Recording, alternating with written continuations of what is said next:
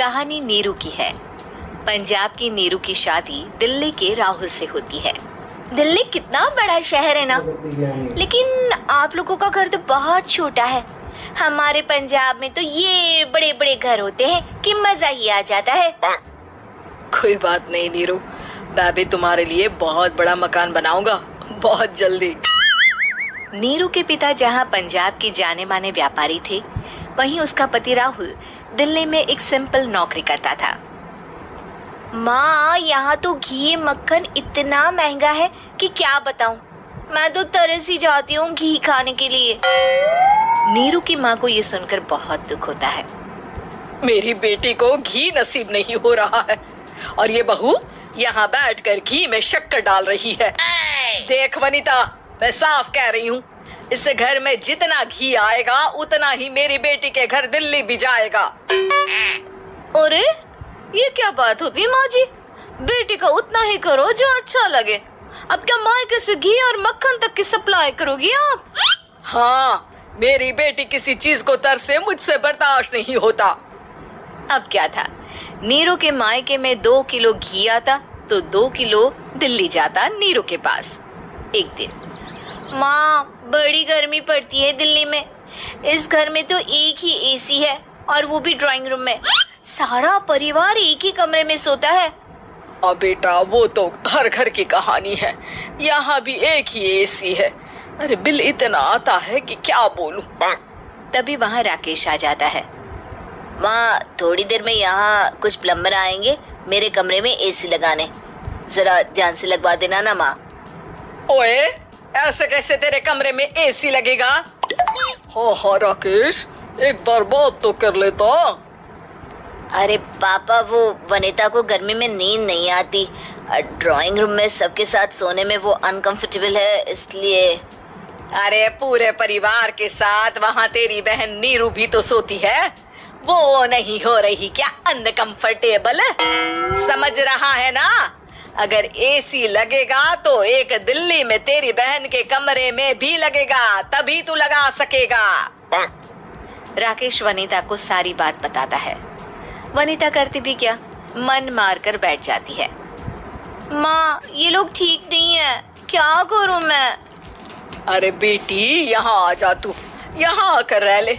अरे छोड़ दे ऐसे पति को। कैसे छोड़ दूँ माँ? समाज क्या कहेगा, लोग क्या कहेंगे? वैसे भी मेरा एक बेटा है मयंक। अरे हटा बेटा, तेरी उम्र ही क्या है, इतनी परेशान रहेगी तो काम कैसे चलेगा। खैर, बात आई गई हो जाती है।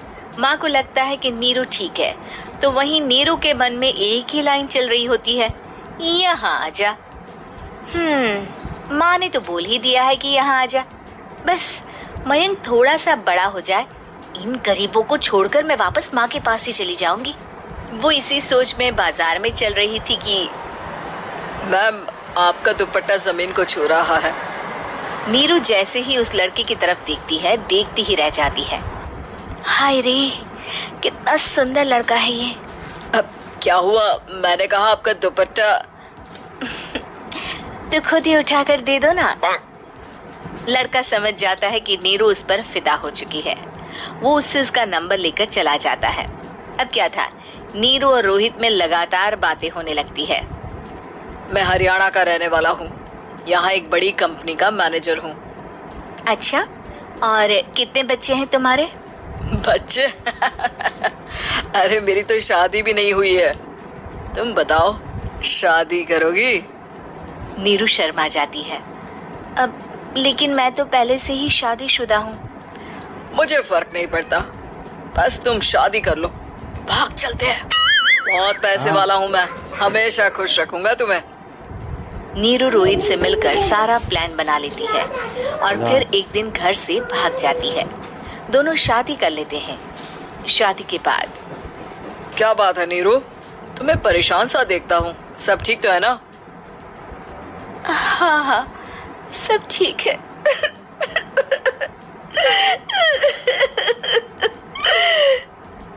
ये कहते कहते ही वो रोने लगती है। अरे क्या हो गया, रो क्यों रही हो? मैंने तुमसे एक बात छुपाई है और वही बात अब मुझे परेशान कर रही है। रोहित, मेरा एक बेटा भी है, उसका नाम मयंक है। क्या बात कर रही हो?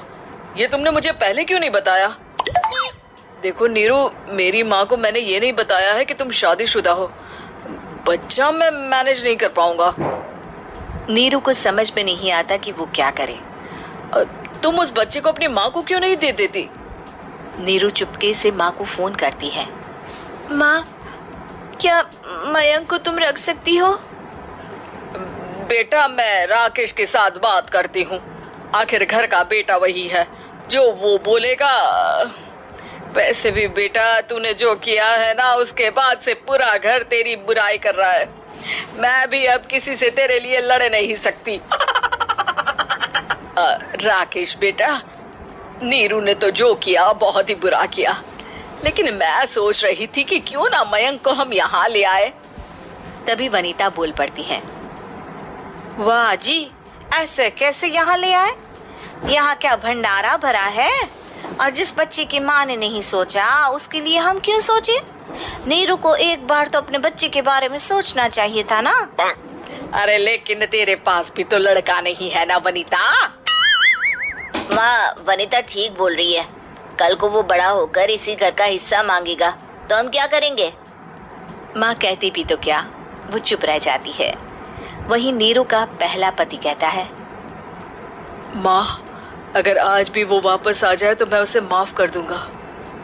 बेटा, गरीबी चीज ही ऐसी है, क्या करेगा?